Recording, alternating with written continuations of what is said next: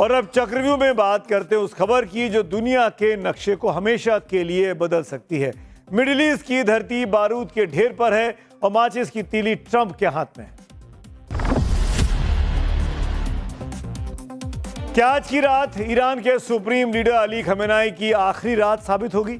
ये सवाल इसलिए उठ रहे हैं क्योंकि अमेरिका अपनी सबसे घातक, सबसे खौफनाक और सबसे तेज मिसाइल डार्क ईगल को दगाने का मन बना चुका है। जी हां, ट्रंप ने जिस डार्क ईगल मिसाइल की लॉन्च बटन पर अपनी उंगली रखी हुई है वो कोई साधारण मिसाइल नहीं है, बल्कि हाइपर सुपरसोनिक काल की मिसाइल है। इसकी रफ्तार के सामने कोई डिफेंस सिस्टम नहीं टिक सकता।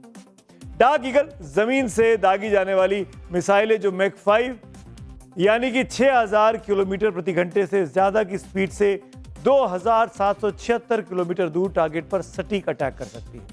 डार्क ईगल अमेरिका का ऐसा ब्रह्मास्त्र है जो एक बार लॉन्चिंग पैड से निकल गया तो ईरान छोड़िए, दुनिया में शायद ही कोई ऐसा मुल्क है जिसका एयर डिफेंस सिस्टम इसे रोक पाए। लेकिन क्या ट्रंप अपने इस ब्रह्मास्त्र से ही ईरान के साथ जंग की शुरुआत करेंगे? तो इस सवाल में भी एक कैच है, क्योंकि अमेरिकी सेना ने सोशल मीडिया प्लेटफॉर्म पर पहले डार्क ईगल की आधिकारिक तस्वीरें पोस्ट की और फिर अचानक हटा दी। ऐसे में कई सवाल खड़े हो गए। सवाल ये कि क्या डार्क ईगल सिर्फ एक डराने वाला प्रोपेगेंडा है या हकीकत में तबाही का आगाज है? क्या यह हमला सिर्फ ईरान के परमाणु ठिकानों तक सीमित रहेगा या यह तीसरे विश्व युद्ध का एक बिगुल बच चुका है? रूस और चीन इस युद्ध में किसकी तरफ खड़े होंगे? और सबसे बड़ा सवाल यह कि क्या अमेरिका वास्तव में इतना बड़ा जोखिम लेने को तैयार है कि वो एक और वियतनाम या अफगानिस्तान जैसी स्थिति में फंसने के लिए तैयार रहे? धरती के बीचों बीच भूमध्य सागर में USS Gerald R Ford position ले चुका है। आसमान में F-22 Raptor stealth fighter jet की गर्जना सुनाई दे रही है। जमीन पर लॉन्चिंग पैड्स पर मिसाइल स्टैंड बाय मोड में है,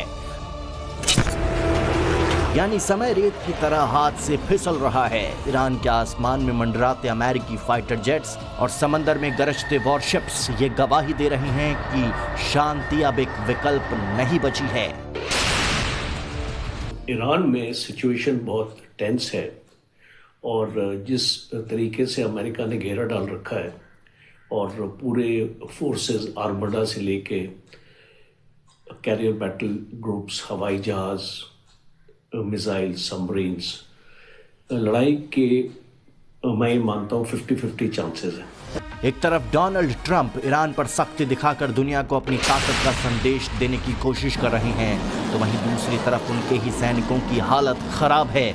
अमेरिकी नौसेना का सबसे बड़ा और ultra modern aircraft carrier USS Gerald R Ford पिछले 8 महीनों से लगातार तैनाती पर है। इस पर 4000 अमेरिकी सैनिक तैनात हैं।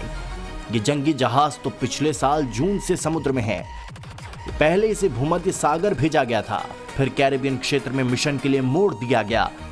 बाद में इसे फिर से अटलांटिक पार कर मिडिल ईस्ट में भेजने का आदेश दिया गया। ईरान के साथ किसी भी वक्त जंग की आहट के बीच अब खबर यह है कि दुनिया के सबसे खतरनाक यूएस नेवी के हाईटेक और महंगे nuclear aircraft USS Gerald R Ford पर मौजूद सैनिकों के सामने मनोवैज्ञानिक के साथ साथ टॉयलेट तक पर संकट खड़ा हो गया है। करीब 13 अरब यानी 1.18 लाख करोड़ रुपए की लागत से बने इस एयरक्राफ्ट कैरियर पर 4600 नाविकों को रखने की क्षमता है, लेकिन इसके कई टॉयलेट खराब पड़े हैं और इन दिनों हालत यह है कि जंगी जहाज पर मौजूद अमेरिकी सैनिकों को टॉयलेट जाने के लिए लाइन में 45 मिनट तक का इंतजार करना पड़ रहा है। मीडिया रिपोर्ट्स के मुताबिक 2023 से अब तक 42 बार शौचालयों के मरम्मत के लिए बाहरी मदद मांगी गई है। 2025 में 32 बार शिकायत की गई। एक ईमेल में 4 दिनों में 205 ब्रेकडाउन दर्ज किए गए हैं। इसके बावजूद इस समस्या को दूर नहीं किया जा सका है। यहां तैनात सैनिकों की दूसरी परेशानी यह है कि कई जवान मानसिक और भावनात्मक दबाव में हैं। आमतौर पर एयरक्राफ्ट कैरियर पर तैनाती करीब 6 महीने की होती है और ये पीरियड दिसंबर में निकल चुका है और आगे कब तक यहां रहना होगा ये कोई नहीं जानता। ऐसा नहीं है कि पेंटागन को युद्ध के हालात में अमेरिकी सैनिकों को हो रही परेशानियों की फिक्र नहीं है।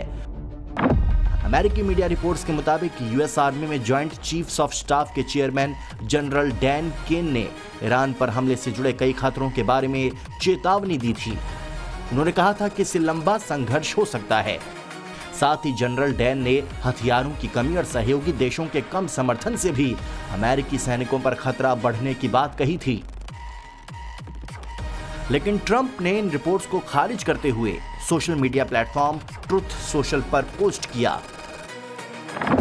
जनरल कैन भी सबकी तरह युद्ध नहीं चाहते, लेकिन अगर ईरान के खिलाफ सैन्य कार्रवाई का फैसला होता है तो अमेरिका आसानी से जीत जाएगा।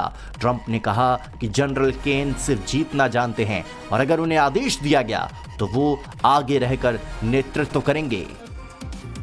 एक और वॉशिंगटन में डोनाल्ड ट्रंप ईरान को लेकर क्लियर हैं।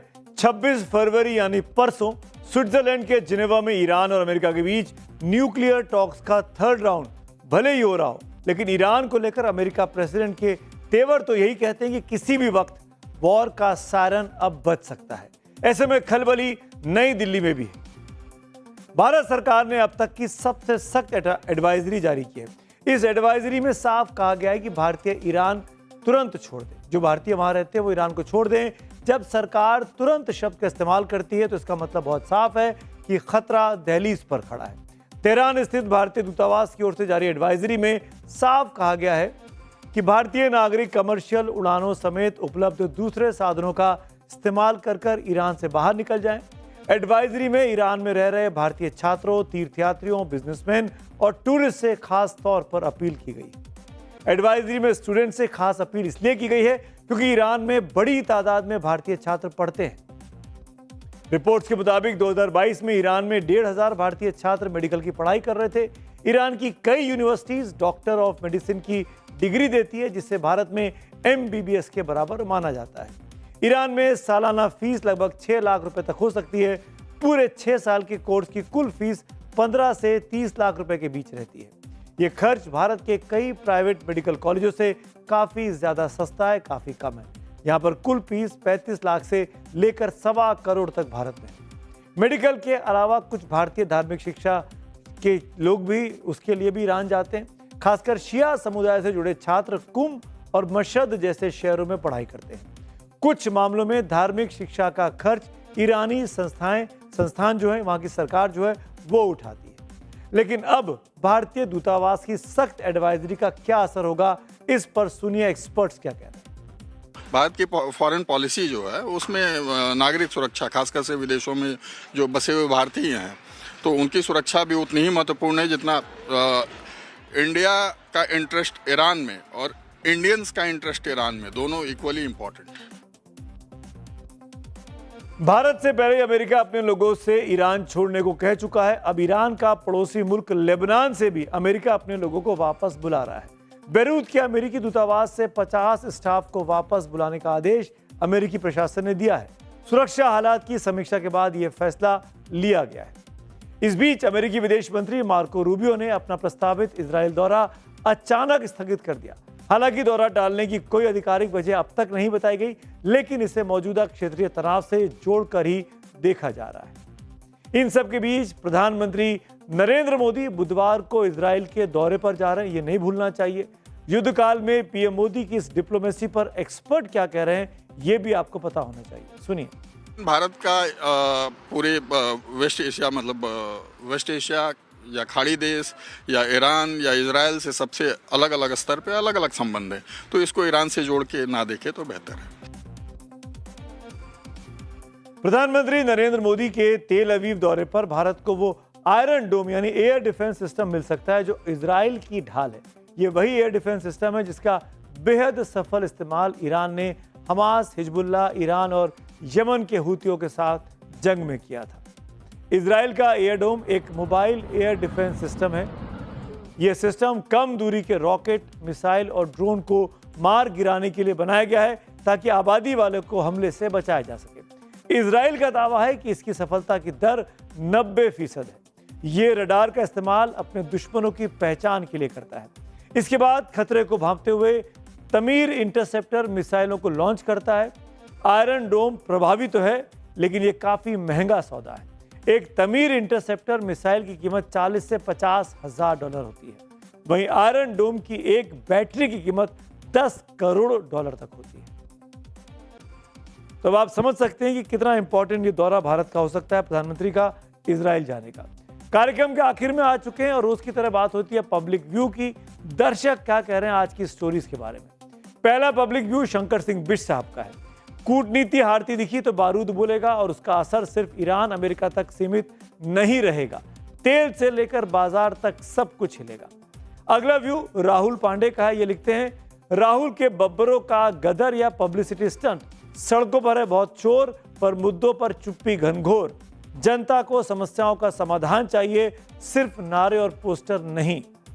रजत श्रीवास्तव एक और हमारे दर्शक है, उन्होंने अपना कमेंट भेजा है, शंकराचार्य से विवाद दुर्भाग्यपूर्ण है, विचारों से असहमति ठीक, लेकिन साधु संतों को विवादों में घसीटना सही नहीं। सनातन की परंपरा संवाद सिखाती है, दमन नहीं। इसी नोट पे आज का चक्रव्यूह मेरे साथ इतना ही। आपसे कल शाम मुलाकात होगी, तब तक के लिए शुभ रात्रि।